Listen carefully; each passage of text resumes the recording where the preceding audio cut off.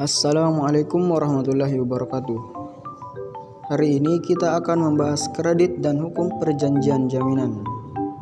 Pengertian kredit menurut Undang-Undang Nomor 10 Tahun 1998, kredit adalah penyediaan uang atau tagihan yang dapat dipersamakan dengan itu berdasarkan persetujuan atau kesepakatan pinjam-meminjam antara bank dengan pihak lain yang mewajibkan pihak peminjam untuk melunasi utangnya setelah jangka waktu tertentu dengan pemberian bunga. Penerimaan kredit adalah siapa saja yang mendapat kredit dari bank dan wajib mengembalikannya setelah jangka waktu tertentu. Istilah siapa saja di sini mempunyai arti luas yang meliputi perseorangan dan badan usaha. Bank-bank dalam menilai suatu permintaan berpedoman kepada faktor-faktor antara lain. 1. Watak atau karakter. Dalam menentukan karakter, debitur harus mampu menunjukkan kepada bank bahwa ia adalah orang yang jujur, tidak curang dan dapat diandalkan. 2. Kemampuan atau kapasiti. Bank menentukan apakah debitur dikira mampu mengembalikan peminjamannya. Ketiga, modal atau kapital. Berhubungan dengan kekuatan keuangan dari si peminjam. Langkah utama untuk menentukan apakah modal seseorang itu memuaskan adalah mendapatkan laporan aset dan pasifa dari si peminjam dan harus dipastikan data tersebut akurat. Yang keempat, jaminan atau kolateral. Diperlukan untuk menanggung pembayaran kredit macet. Calon debitur umumnya diminta untuk menyediakan jaminan berupa agunan yang berkualitas tinggi yang nilainya minimal sebesar jumlah kredit atau pembiayaan yang diterimanya. Agunan berfungsi sebagai jaminan tambahan. Yang kelima, kondisi ekonomi. Dapat dilihat melalui dua kategori, yaitu kondisi internal dan kondisi eksternal, yang akan mempengaruhi peminjam dan kemampuan debitur untuk mengembalikan. Kedua belah pihak, baik bank maupun debitur, menyusun kontrak yang memuat hal-hal yang berkaitan dengan kredit, biaya, dan bunga. Bank berhak mengetahui tujuan dari peminjam. Hal ini membantu bank menilai risiko dari peminjam, tipe dari produk pinjaman, dan keamanan apa yang diperlukan. Unsur-unsur kredit. 1. Kepercayaan. 2. Waktu. 3. Risiko. Yang keempat, prestasi. Tujuan pemberian kredit.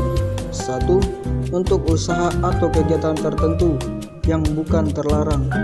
Kedua, harus sesuai dengan izin usaha debitur. Yang ketiga, tidak menyimpang dari perjanjian. Isi perjanjian kredit. 1. Besarnya kredit. 2. Jenis dan jangka waktu kredit. 3. Tingkat bunga dan biaya lain. 4. Cara pembayaran atau pengembalian. Yang kelima, barang jaminan atau agunan. Penggolongan jaminan kredit bank.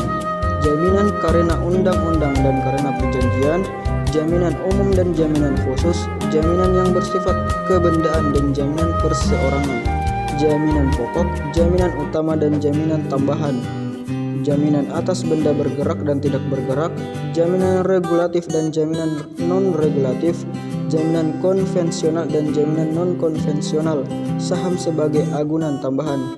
Menurut sifatnya, lembaga jaminan dapat dibenarkan dalam bentuk jaminan perseorangan yang menimbulkan hak perseorangan dan jaminan kebendaan yang menimbulkan hak kebendaan.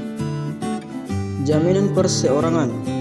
Jaminan perseorangan adalah jaminan yang menimbulkan hubungan langsung pada perorangan tertentu, selalu berupa suatu perjanjian antara seorang berpiutang atau kreditur dengan pihak ketiga yang menjamin dipenuhinya kewajiban dari si berhutang atau debitur. Juga bila terjadi cedera janji atau wan prestasi, bahkan jaminan perorangan ini dapat diadakan tanpa pengetahuan dari si berhutang atau debitur tersebut, sehingga jaminan perseorangan menimbulkan hubungan langsung antara perorangan yang satu dengan yang lain. Perjanjian jaminan perorangan dapat berupa 1. Penanggungan atau bertok dan bank garansi.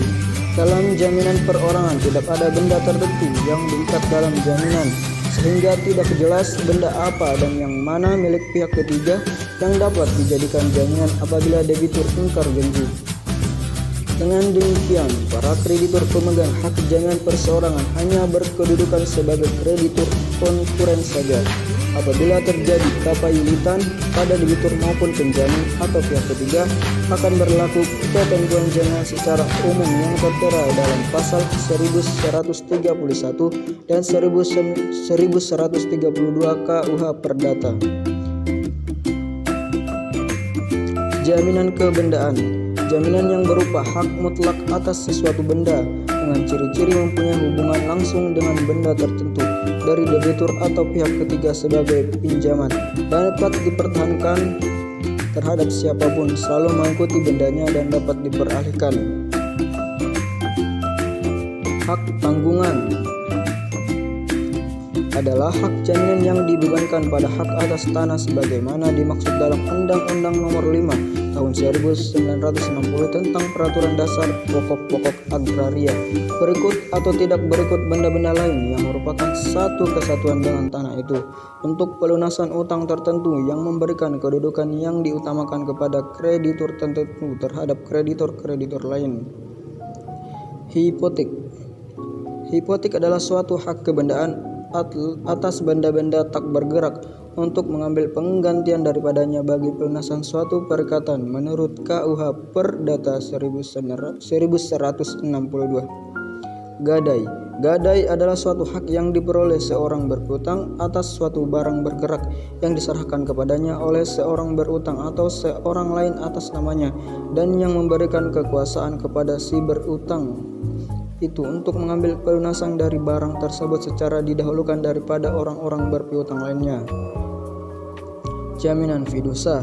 Jaminan fidusia adalah hak jaminan atas benda bergerak baik yang berwujud maupun yang tidak berwujud, dan benda tidak bergerak khususnya bangunan yang tidak dapat dibebani hak tanggungan sebagaimana dimaksud dalam Undang-Undang Nomor 4 Tahun 1996 tentang hak tanggungan yang tetap berada dalam penguasaan pemberi fidusia sebagai agunan bagi pelunasan uang tertentu yang memberikan kedudukan yang diutamakan kepada penerima fidusia terhadap kreditur lainnya.